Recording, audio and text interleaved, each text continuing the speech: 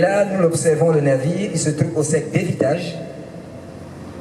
C'est le lieu indiqué pour pouvoir tourner ce navire. Il est arrivé tout droit, tel qu'on l'a vu, né au poste pétrolier. Et vu qu'il devra accoster bâbord à quai, ce qui fait qu'il va le tourner, il va le mettre pratiquement né à Ilox et au fur et à mesure au niveau de HMP, pour ceux qui connaissent justement la géographie du port, pour pouvoir revenir à reculant jusqu'au niveau du G4.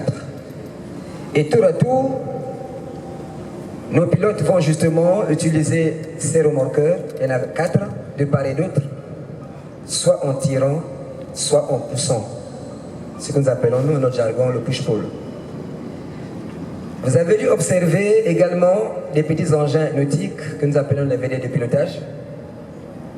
Vu que nous ne pouvions pas tout faire en même temps pour accueillir ce navire, le port est en train de regarder, avec son programme de travaux de dragage, continuer à regarder l'élargissement du sec d'évitage, qui aujourd'hui est à 420 mètres, mais en théorie devrait aller jusqu'à 470 mètres.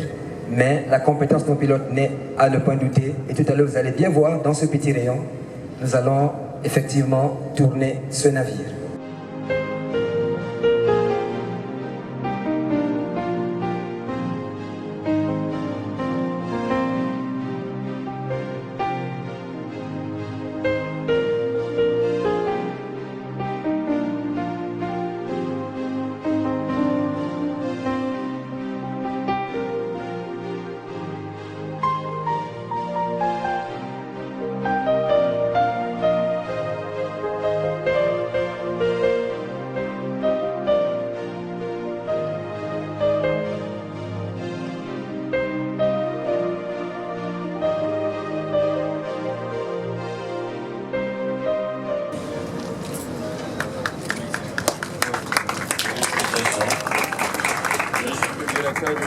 Il faudra faire une petite prolongation de travail en attendant que les autres soient mieux formés. Commandant Félicitations, une fois de plus. Vous avez fait la première grande manœuvre à ce grand port avec ce grand bateau. Je crois que vous méritez tous les égards. Merci, monsieur. Merci.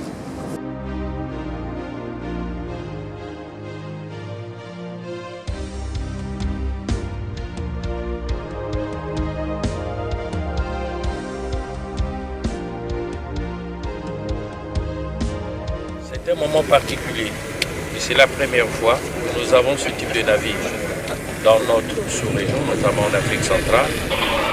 Et c'est également pour la première fois que personnellement les ministres assistent à l'arrivée d'un tel navire. Cela se passe de commentaires. Que peut-on ajouter en face de ce que nous avons ici? Je crois que seul le silence donnera la grandeur de l'œuvre que nous venons de vivre. Cette volonté affichée du chef de l'État, déclinée en programme de gouvernement par le Premier ministre, chef du gouvernement, exécuté bien entendu par le ministre et par les organes appropriés, notamment la Direction générale du port.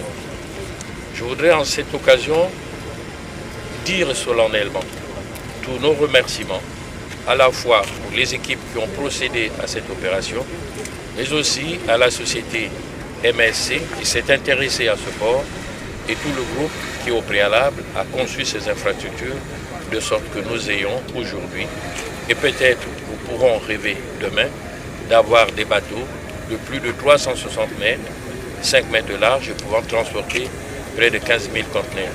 C'est un record. C'est un record parce que la vocation de pays de transit, la vocation de port d'éclatement est aujourd'hui affirmée par le fait de la possession non seulement des installations, mais du bénéfice naturel d'un port en eau profonde. C'est quelque chose de fabuleux et je préfère que le silence vaudra mieux que toute expression maladroite.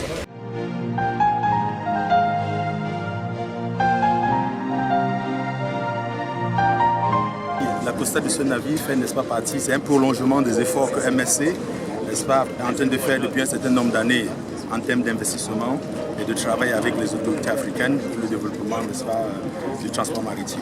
On a choisi le port de Pointe-Noire parce qu'aujourd'hui, le port de Pointe-Noire offre les opportunités en termes d'infrastructure, en termes d'installation et d'équipement, capable, n'est-ce pas, de gérer des bateaux de cette taille. Vous voyez, comme l'a si bien dit Monsieur le ministre, c'est un bateau quand même de 366 mètres qui accoste pour la première fois au port de Pointe-Noire.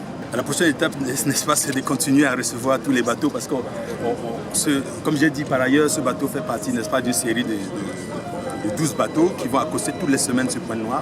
Et à côté de cela, nous avons aussi un autre service intra-Afrique qu'on appelle Luanda Service qui va faire Lomé Pointe-Noire et qui va récupérer la cargaison qui sera éclatée sur ce service-là pour redescendre, n'est-ce pas, vers l'Angola et la Namibie.